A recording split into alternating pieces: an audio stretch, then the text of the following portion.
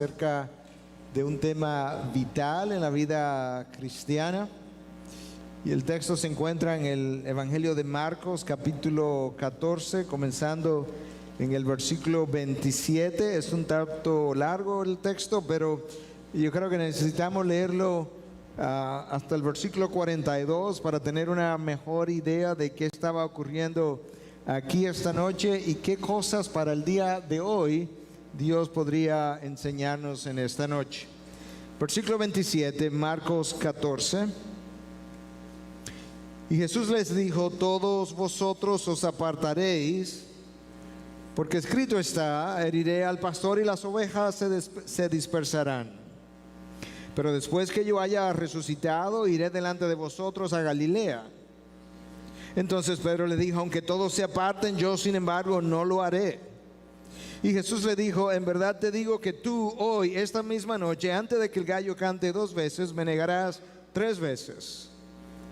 Pero Pedro con insistencia repetía: aunque tenga que morir contigo, no te negaré. Y todos decían también lo mismo. Llegaron a un lugar que se llama Getsemaní y dijo a sus discípulos: sentaos aquí hasta que yo haya orado. Y tomó consigo a Pedro, a Jacobo y a Juan, y comenzó a afligirse y a angustiarse mucho. Y les dijo: mi alma está muy afligida hasta el punto de la muerte. Quedaos aquí y velad. Adelantándose un poco, se postró en tierra y oraba que si fuera posible pasara de él aquella hora. Y decía: Abba, Padre, para ti todas las cosas son posibles. Aparta de mí esta copa, pero no sea lo que yo quiero, sino lo que tú quieras. Entonces vino y los halló durmiendo y dijo a Pedro: Simón, ¿duermes? ¿No pudiste velar ni por 1 hora? Velad y orad para que no entréis en tentación. El espíritu está dispuesto, pero la carne es débil. Se fue otra vez y oró diciendo las mismas palabras. Y vino de nuevo y los halló durmiendo, porque sus ojos estaban muy cargados de sueño y no sabían qué responderle.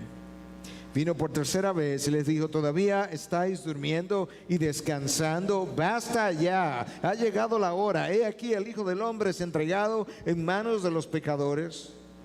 Levantaos, vámonos, mirad, está cerca el que me entrega. Padre, nosotros pausamos otra vez delante de tu palabra y cantábamos hace un momento solamente: mi oración en el desierto, mi oración en el fuego, mi Dios todo lo suplirá. Esta es mi oración en el púlpito, que tú suplas todo lo necesario para exponer tu palabra de una forma que a ti te complazca y a tu pueblo fortalezca. Ciertamente mi Dios todo lo suplirá, porque tú eres el buen pastor y nada me faltará. Gracias. Llévanos ahora a delicados pastos y permítenos comer junto a aguas de reposo, Jesús, mientras descansamos en medio de tu pueblo. En Cristo Jesús. Amén. Amén. Mi sumisión y su voluntad es el título de mi mensaje en esta noche, y en ese título hay 2 ideas que frecuentemente como que revolotean en nuestras mentes. La voluntad de Dios, ¿qué es? ¿Cómo la busco? ¿Cómo se encuentra? Y la dificultad en nuestra sumisión a lo que es una voluntad que Dios declara buena, agradable y perfecta. Yo creo que todos nosotros en algún momento, o quizás hoy mismo, hemos estado en una situación donde estamos buscando o deseamos conocer la voluntad de Dios por diferentes razones. Otras veces yo creo que todos nosotros hemos luchado por someternos a una voluntad que ya como que vimos y entendimos. Cuando esa voluntad encontrada coincide con nuestros planes,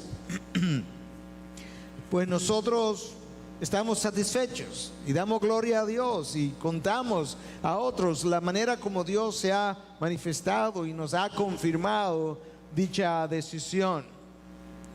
Pero cuando esa decisión contradice, o mejor dicho, cuando esa voluntad de Dios encontrada de una u otra forma, a veces hasta en la misma palabra, es contraria a lo que nuestros deseos son, entonces, ¿qué hacemos?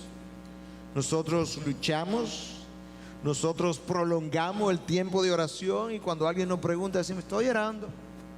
Pero en realidad, más que orando, estoy luchando. Nos rebelamos, nos airamos, otras veces nos deprimimos. Y cada una de esas cosas son indicadores de que la voluntad de Dios no es algo a lo que el ser humano se somete de manera natural. Es algo que hacemos, pero con frecuencia no lo hacemos de manera natural. Nosotros luchamos. Y luchamos por diferentes razones. A veces la lucha tiene que ver con conocer la voluntad de Dios. No estoy seguro, no sé por qué Dios no me habla más claramente, no entiendo por qué Dios me tiene en suspenso, como en confusión. Otras veces la lucha es por no aceptar la voluntad de Dios. La voluntad de Dios está de frente, está ante nuestros ojos, otros la pueden ver, pero luchamos y no la aceptamos. Otras veces la lucha es por encontrar una alternativa a voluntad de Dios, algo que el mismo Jesús trató de hacer. Pero algo que nosotros sabemos es que al final del camino, solamente el sometimiento a la voluntad de Dios puede producir paz en el corazón y en la mente del ser humano. De lo contrario, nosotros experimentamos tristezas, experimentamos luchas, experimentamos ira, experimentamos decepciones, desilusión.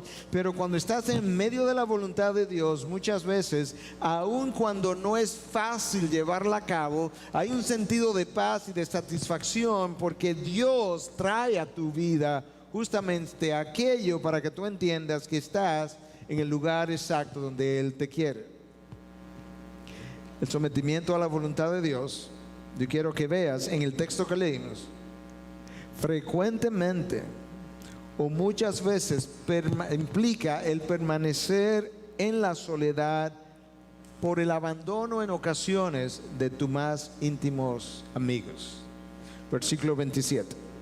Jesús les dijo, todos vosotros os apartaréis, porque escrito está, heriré al pastor y las ovejas se dispersarán. En el anuncio que Cristo acaba de hacer hay dos verdades importantes, hay dos cosas que nosotros necesitamos ver. Número uno es que ninguno de los 11 apóstoles quedaron excluidos de este anuncio. Esta noche todos, ya Judas había salido. Esto es una conversación que aparentemente tuvo lugar entre la última cena y el huerto de Getsemaní. Quizá camino al huerto, ya Judas no está, de manera que cuando él hace este anuncio, él los incluyó a todos ellos, a los 11. Y lo segundo es que el abandono de Cristo por parte de ellos fue algo que no tomó a Jesús por sorpresa. Él dijo, escrito está. Está profetizado, ha sido marcado. Esto no hay manera de que ocurra de otra forma. Y ciertamente el profeta Zacarías así lo había anunciado en el capítulo 13, versículo 7, cuando dice, hiere al pastor y se dispersarán las ovejas. Este no fue un hecho que Jesús no conociera. Jesús de hecho conoció esto antes de su encarnación, porque Zacarías profetizó antes de que Él viniera. De tal forma que el futuro puede guardar sorpresas para nosotros, pero no guarda nunca sorpresa para nuestro Dios. Pedro oye el anuncio. Pedro sabe que está delante del Cristo, el Hijo del Dios viviente. Él lo confesó como tal. Pedro sabe que está delante del Hijo de Dios, enviado especial por el Padre. Pero Pedro no lo creyó, porque tan pronto Cristo hace el anuncio, Pedro hasta cierta manera contradice al Señor y dice, aunque todos se aparten, yo sin embargo no lo haré. Pedro no está tan seguro de la fidelidad de los otros, pero él está seguro de la fidelidad suya. De tal forma que ahora Pedro contradice las palabras del Señor. Pedro no conocía algo que nosotros tampoco conocemos. Y es que frecuentemente nuestros deseos son mayores que nuestros logros.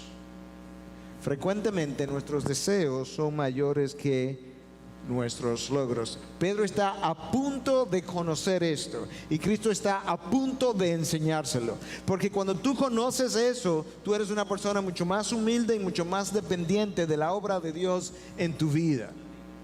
Y Cristo prosigue el anuncio. Cristo prácticamente ignora lo que Pedro acaba de decir, y Jesús le dijo: en verdad te digo que tú hoy, esta misma noche, antes de que el gallo cante 2 veces, me negará 3 veces. Pero, ahí hay un pero Pedro con insistencia repetía: aunque tenga que morir contigo, no te negaré. Y todos ellos decían también lo mismo. Pedro iba primero, pero los otros estaban como haciéndole el coro a Pedro. Aunque te niegue, yo no lo voy a hacer. Tampoco nosotros, Jesús.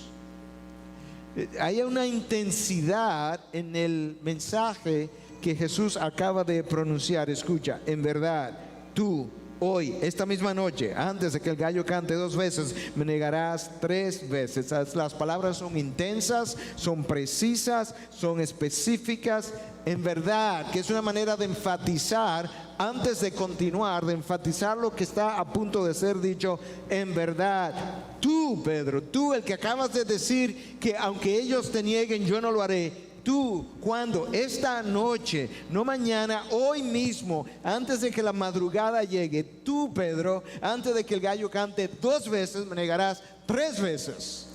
Ahí hay una intensidad. Yo me imagino esa noche donde las cosas estaban un tanto extrañas. Hay una cena que se celebró separada en un lugar que no correspondía como usualmente solía ser. No se celebró en viernes, se celebró en jueves. Y ahora vamos camino a orar en medio de la oscuridad, en medio de la noche. Y este anuncio tan dramático que Jesús acaba de hacer.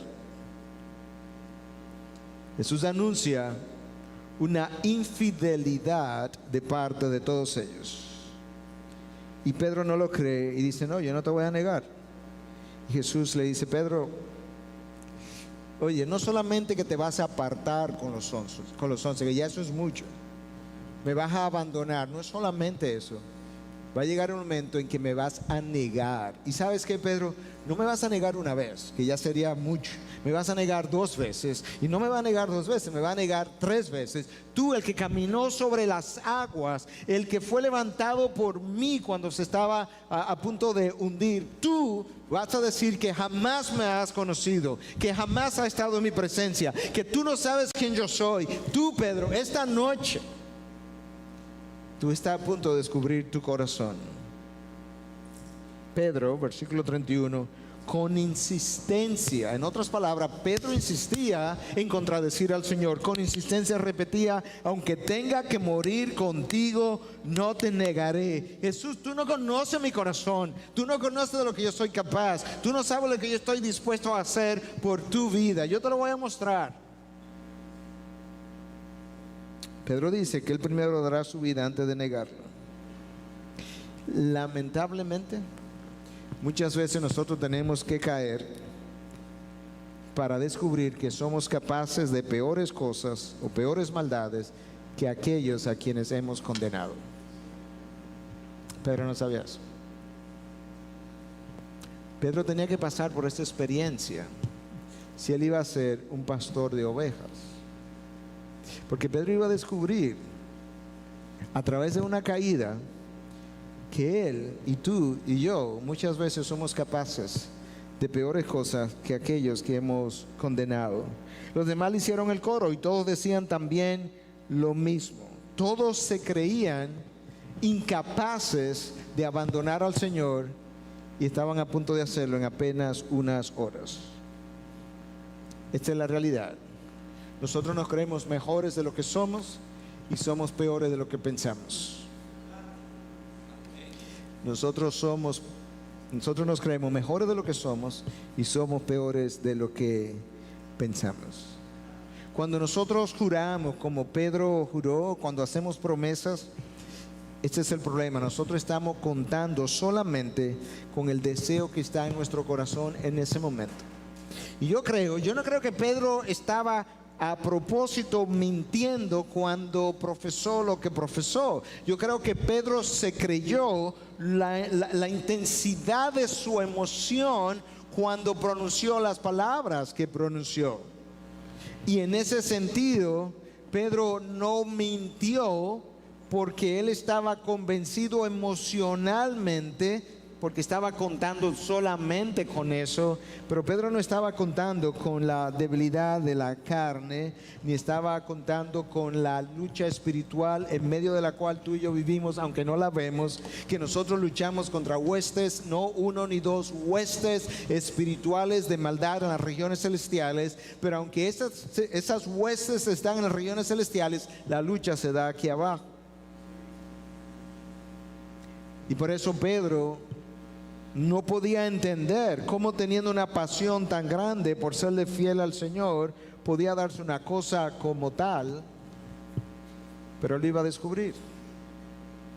Nota si verdaderamente hay una lucha con esas huestes espirituales de maldad, que cuando Cristo muere en la cruz sin haber pecado, sin haber cedido, sin haber doblado la rodilla a Faraón, a Herodes o al César o a Pilato, la palabra de Dios no dice que él derrotó el imperio o a Herodes, a Pilato o el judaísmo, sino que derrotó a las fuerzas del mal, a las fuerzas de las tinieblas. Haciendo alusión a esa lucha espiritual en medio de la cual Cristo estaba también enfrascado camino a la cruz. No es simplemente que Pedro en un momento dado trató de oponerse a Jesús para que no llegara. Es que en medio de esto habían huestes espirituales de maldad actuando para que Jesús no llegara a la cruz. Y de esa misma manera, cuando nosotros vivimos nuestra vida cristiana, hay huestes espirituales de maldad obrando en contra de nuestro caminar para evitar que nosotros lleguemos a hacer aquello que quizás hemos prometido que haríamos. Y Jesús le hace una promesa. Esto es lo extraordinario del corazón de Dios. Hay un anuncio de infidelidad y al lado del anuncio de infidelidad hay un anuncio de fidelidad. Hay uno de infidelidad de parte del hombre y hay uno de fidelidad de parte de Dios. Después de que yo haya resucitado, iré delante de vosotros a Galilea y eventualmente me esperan allá. Ustedes me van a abandonar, pero cuando yo regrese yo voy a buscarlo en Galilea. Allá los espero.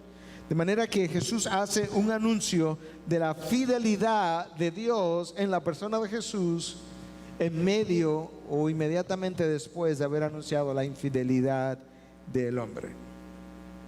En segundo lugar, yo quiero que notes que el sometimiento a la voluntad de Dios no solo nos lleva a tiempos de soledad, como ya dijimos, sino que también a tiempos de angustia.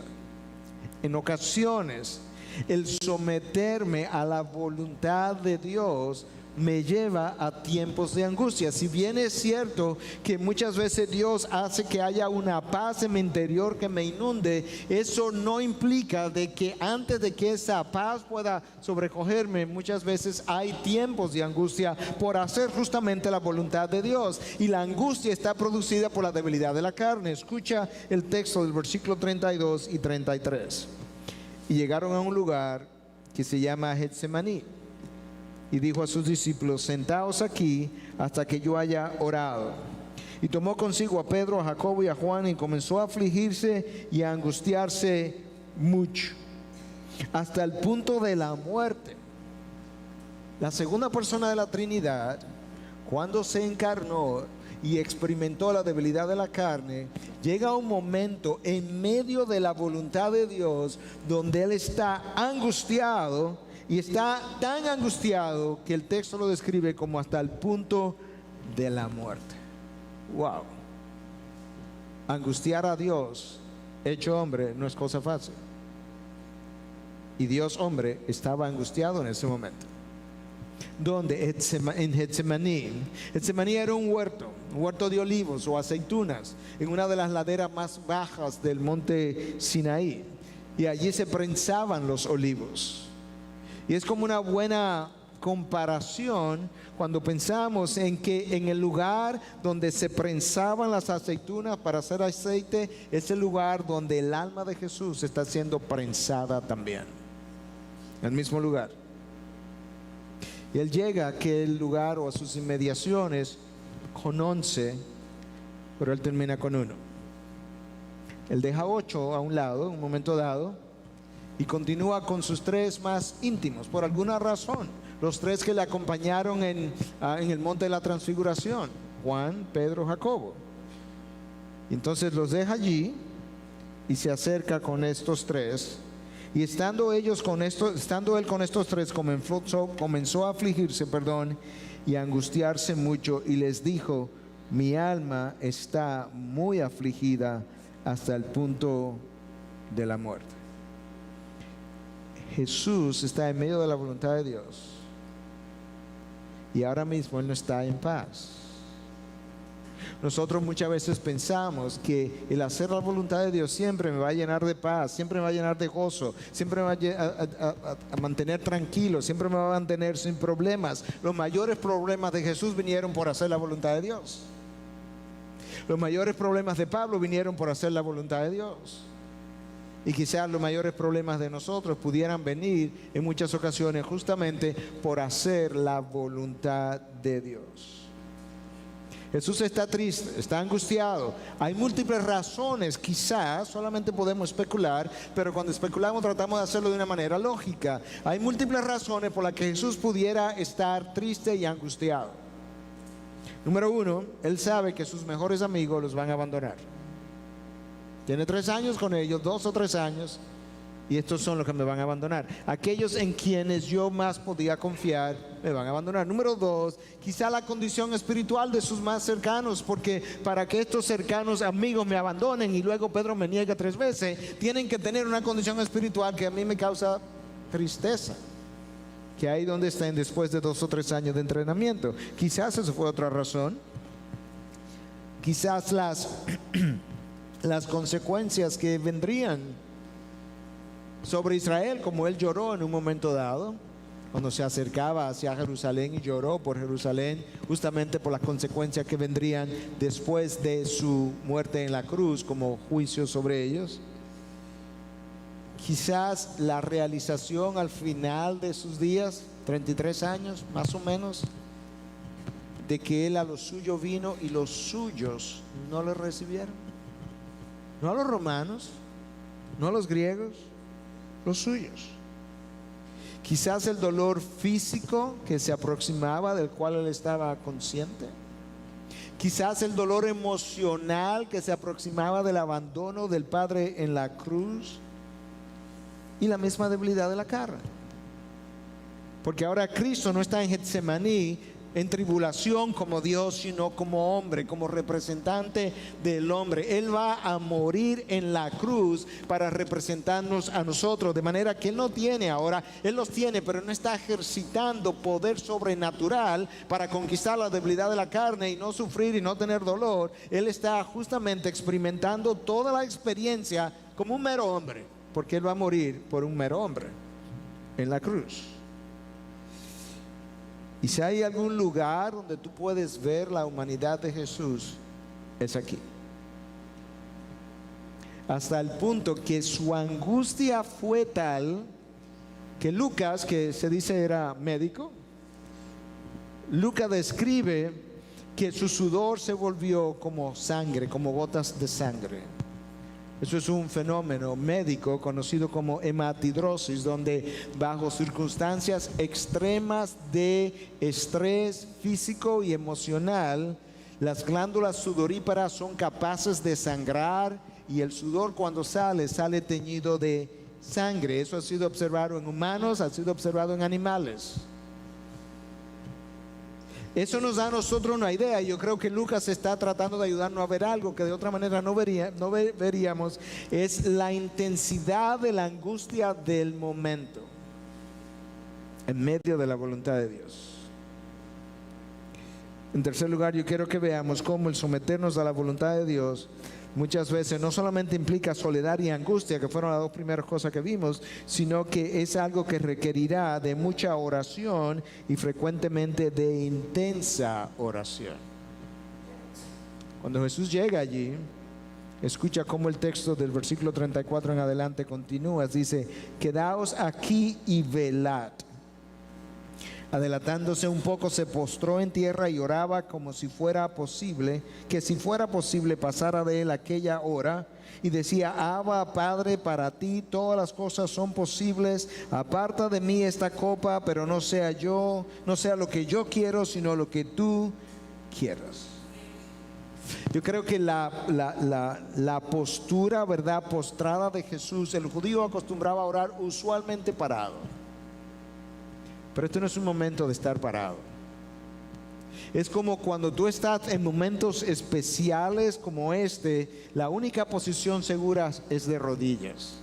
Y Jesús está postrado buscando la voluntad de su Padre. Y este momento revela la humanidad de Jesús. Padre, para ti todas las cosas son posibles. Para Dios no hay imposibles. Jesús lo sabe como Dios, pero lo sabe como hombre también. Y ahora Él está básicamente actuando como un hombre. Y Él está buscando una alternativa, pero la está buscando en sumisión. Él no anda buscando una alternativa en rebelión, como a veces hacemos nosotros. Él está buscando una alternativa posible, pero en sumisión. Si es posible para ti, oh Padre, todo es posible. Si hay alguna alternativa posible, que no sea esta, algo que no sea tan amargo, tan doloroso como lo que está delante, hazlo.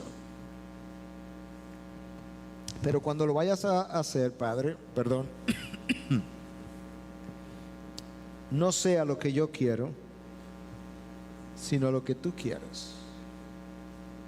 ¿Te imaginas si esa fuera la disposición de espíritu de nosotros todas las veces que nos encontramos de frente con la voluntad de Dios?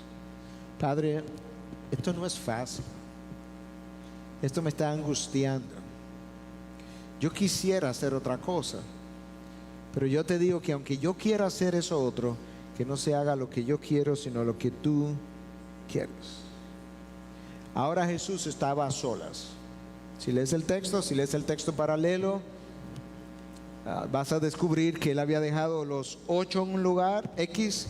Había avanzado con 3, también lo dejó a esos 3 y avanzó un poco más adelante. Y es allí en Getsemaní donde Cristo entrega la última fibra de su voluntad. Y yo creo que pocos de nosotros no nos vamos a comparar con Jesús y esta experiencia de la misma forma que Él la experimentó, porque no la vamos a tener, pero cosas similares. Yo creo que muchos de nosotros, si me permiten la ilustración, no hemos llegado a Getsemaní. En otras palabras, hemos estado cerca, hemos estado donde llegaron los 8, donde llegaron los 3, pero no hemos llegado donde Cristo llegó, donde podamos decir a Dios, Padre, que se haga tu voluntad en mi vida, independientemente del costo, del precio, del sacrificio, del dolor, de la pérdida, pero no la mía.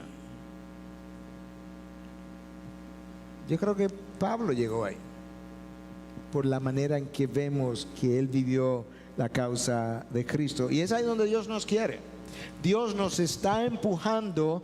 Yo lo he visto así en mi propia vida y lo he visto así en la vida de mis aconsejados y ovejas. Dios nos está empujando a Getsemaní, y como bien decía, ¿verdad?, uno de esos merengues dominicanos del pasado, Dios está diciendo camine, y nosotros diciendo pero no me empuje, camine pero no me empuje, camine pero no me empuje.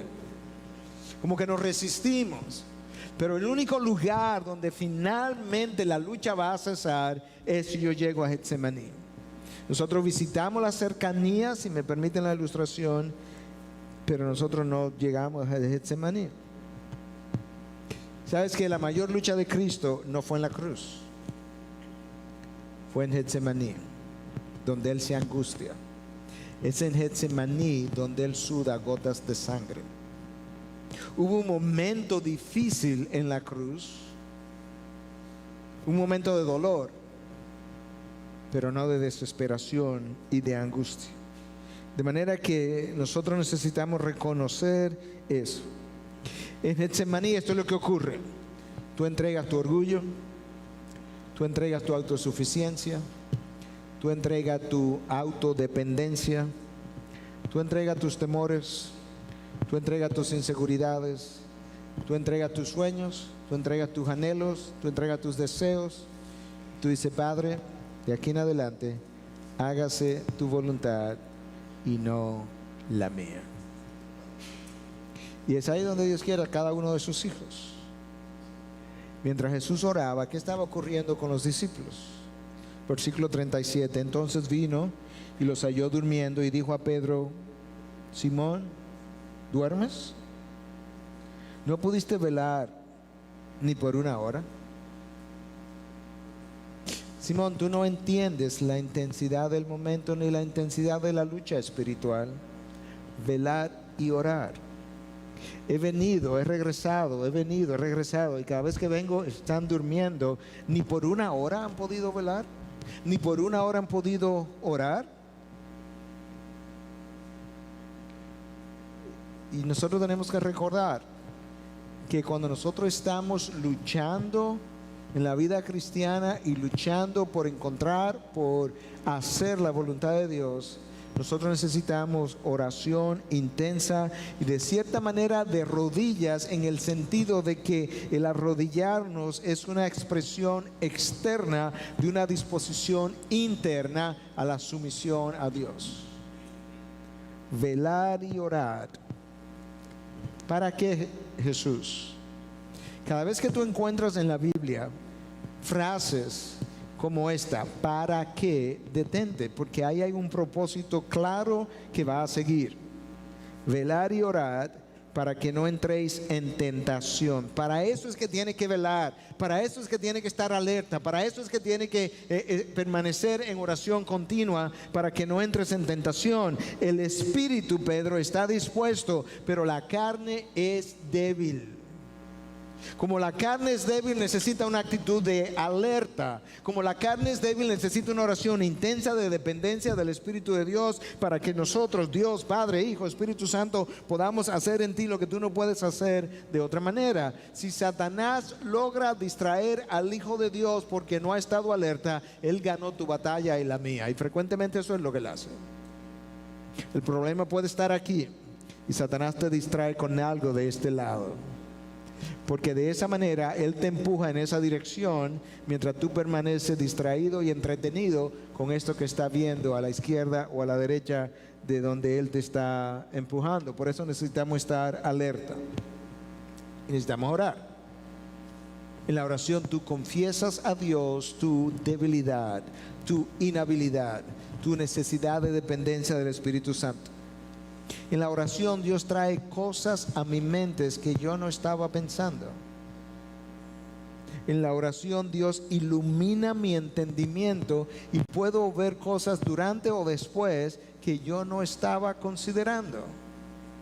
En la oración Dios viene a mi asistencia como un ángel vino al lado de Jesús para ministrarle y asistirle. Bueno, ahora el Espíritu Santo que mora en nosotros, de esa misma forma en la oración muchas veces Dios viene, el Paracletos, el Consolador, en su llenura entonces se crece y nos da fuerza que nosotros necesitamos para seguir. Y nosotros comenzamos a ver y a tener entendimiento. Y con el entendimiento viene la acción, y con la acción muchas veces entonces viene la paz. Y Jesús les recuerda a sus discípulos que la carne muchas veces tiene deseos que el espíritu no tiene ningún interés en ellos. Y al mismo tiempo es un recordatorio que el deseo del espíritu muchas veces es algo en lo que la carne no tiene ningún interés. Pablo lo dijo a los Gálatas en 5:17. Los deseos del espíritu se oponen a los deseos de la carne, y los deseos de la carne se oponen a los deseos del espíritu, de manera que no podéis hacer lo que queréis. Pablo claramente explicó cuál es el problema. Tienes deseos en dos direcciones, el corazón está dividido y con frecuencia la oposición es tal que no podéis hacer lo que queréis.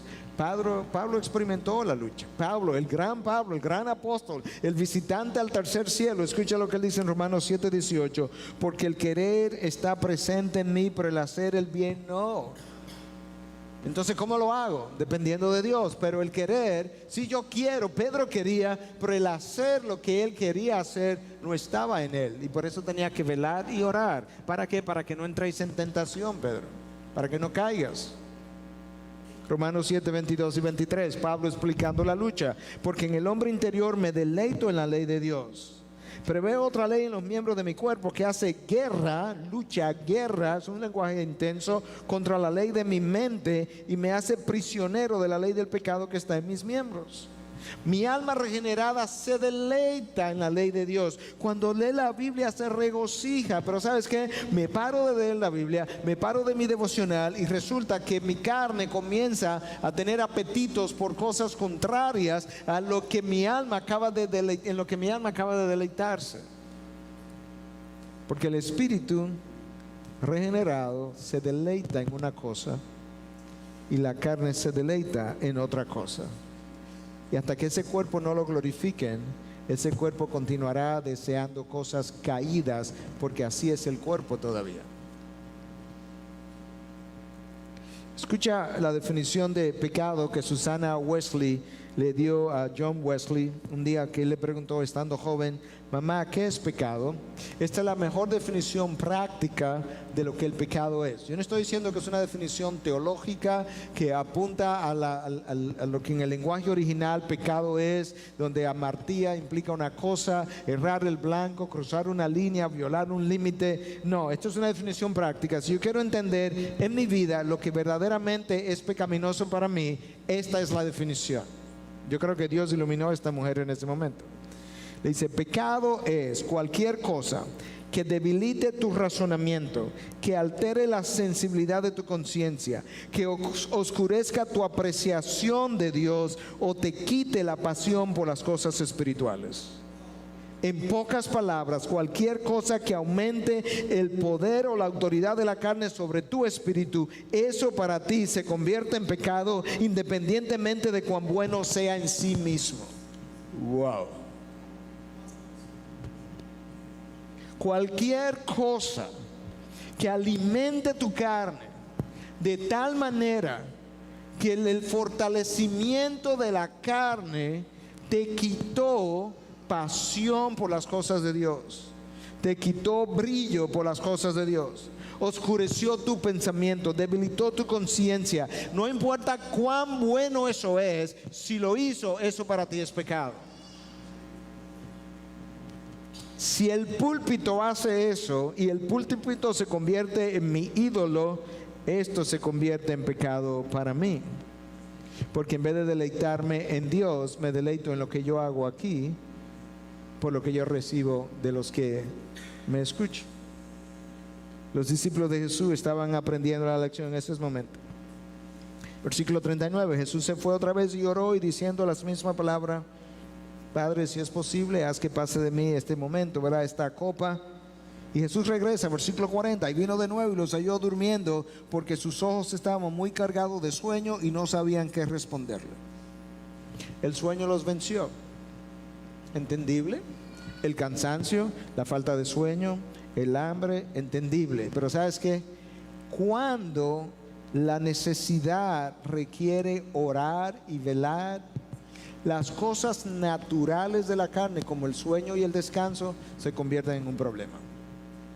Porque Jesús los reprende porque no estaban orando. La respuesta natural sería: Jesús, pero estamos de madrugada, estamos cansados, comenzamos esta mañana, sabrá Dios a qué hora, a las 6, a las 7 de la mañana, quizás son las 12 de la noche, la 1, las 2 de la madrugada, es natural que me duerma. Pero Jesús los reprende, porque el momento es tan especial que requiere que estés orando y velando para que no ocurra lo que ocurrió horas después. Dios sabe cuán frágiles somos,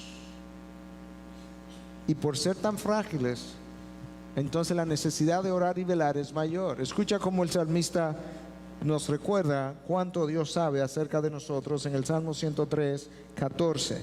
Porque Él sabe de qué estamos hechos, se acuerda de que somos solo polvo. Solo polvo. Cuando tú lees el texto paralelo en Mateo 26, el texto dice que Cristo oró por tercera vez y oró las mismas palabras: aparta de mí esta copa, pero no sea lo que yo quiero, sino lo que tú quieras. esto revela que Jesús tiene deseo de encontrar una alternativa, pero no a expensa de la desobediencia. No, Él quiere una alternativa, pero a expensa de la obediencia. Y Dios le dijo que no. Se parece mucho a cuando Pablo pidió que le quitaran el aguijón en la carne y Dios le dijo, basta ya, te va a ser, mi gracia te será suficiente. Pablo es negada la oración o la petición, Jesús es negada la petición.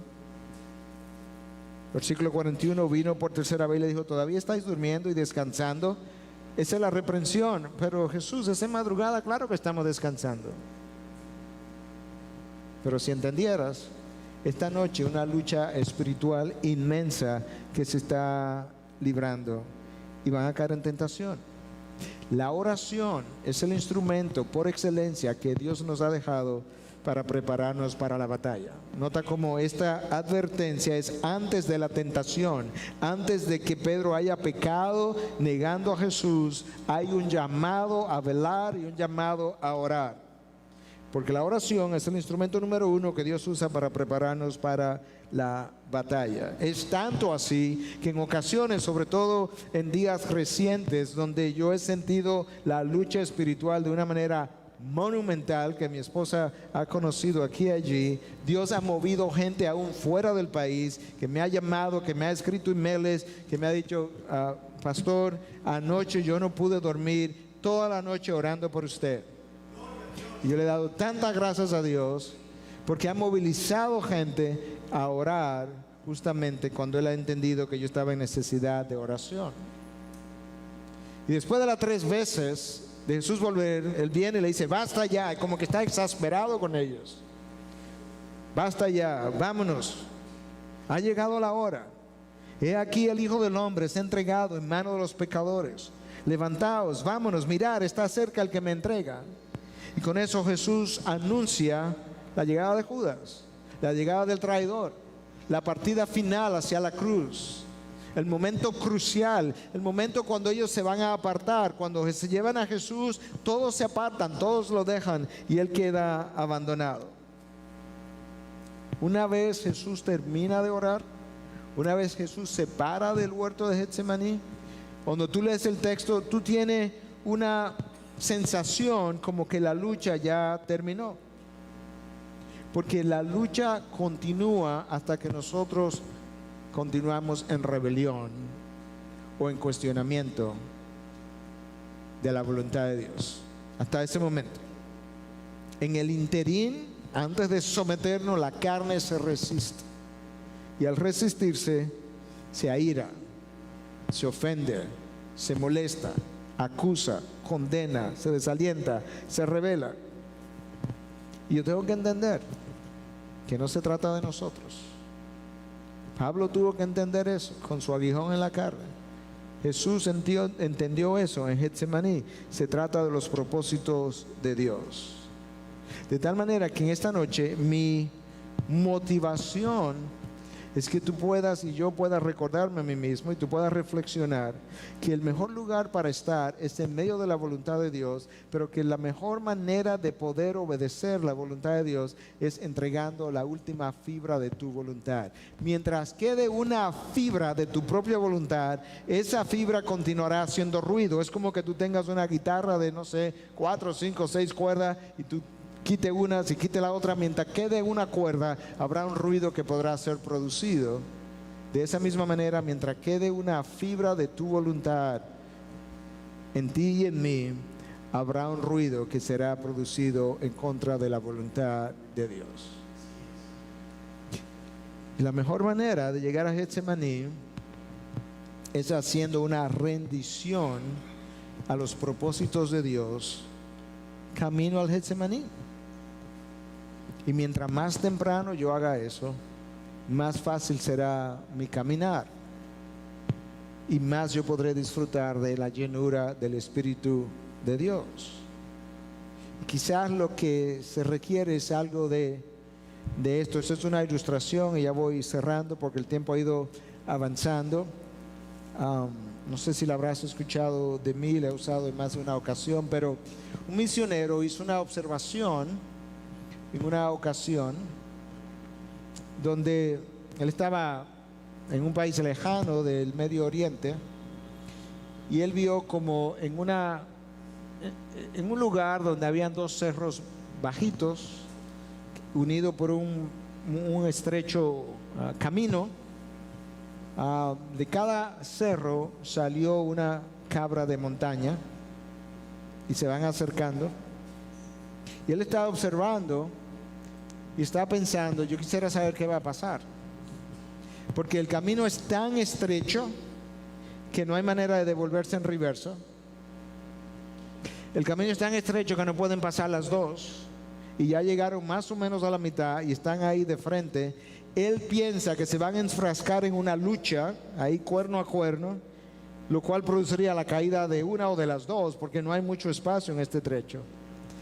Pero de repente él se percata que una de las cabras se aplasta completamente y la otra brincó por encima y siguió su camino. Y la que estaba aplastada se levantó y siguió su camino. Esa es una excelente ilustración de la manera como nosotros debiéramos someternos a la voluntad de Dios. Debiéramos aplastarnos completamente, hasta ya no poder aplastarnos más y decirle: Señor, pasa tú y que se haga tu voluntad y no la mía. Porque en hacer la voluntad de Dios está tu bien, está su gloria, pero está tu bien. Está su gloria, pero está tu paz. Está su gloria, pero está tu beneficio. Está su gloria, pero está tu bendición. Y cuando tú la entiendas y seas del otro lado de la eternidad, tendrás toda una eternidad para gozarte, regocijarte por haberla hecho de este lado de la eternidad. Padre, gracias te damos por una voluntad que nosotros confesamos hoy con tu palabra, que es buena, agradable y perfecta. Confesamos también nuestra rebelión. Confesamos también nuestra resistencia al sometimiento. Confesamos también la necesidad que tenemos de ser ayudados por ti. Haznos sumisos, haznos humildes. Ayúdanos a entender que yo no puedo echar un pulso contigo, que yo no tengo chance de ganar un pulso contigo, Dios. No solamente que no puedo ganártelo, es que no hay manera de que echar esa lucha pueda bendecirme. Ayúdame a rendirme, Señor. Padre, mira, esta noche es posible que aquí haya algunos atribulados con tu voluntad. Quizás en el desierto, quizás en el fuego, quizás en dolor. Pero yo quiero pedirte, como la canción decía, mi oración en el fuego, en el dolor, en el desierto, mi Dios todo lo suplirá. Que además de confesar eso, pueda decir: en ese fuego, en esa tribulación, en ese dolor, en ese desierto, yo someto mi voluntad a los propósitos de Dios. Y que se haga tu voluntad, Dios, y no la mía. En tu nombre, Jesús. Y su pueblo dice: amén. Bendiciones.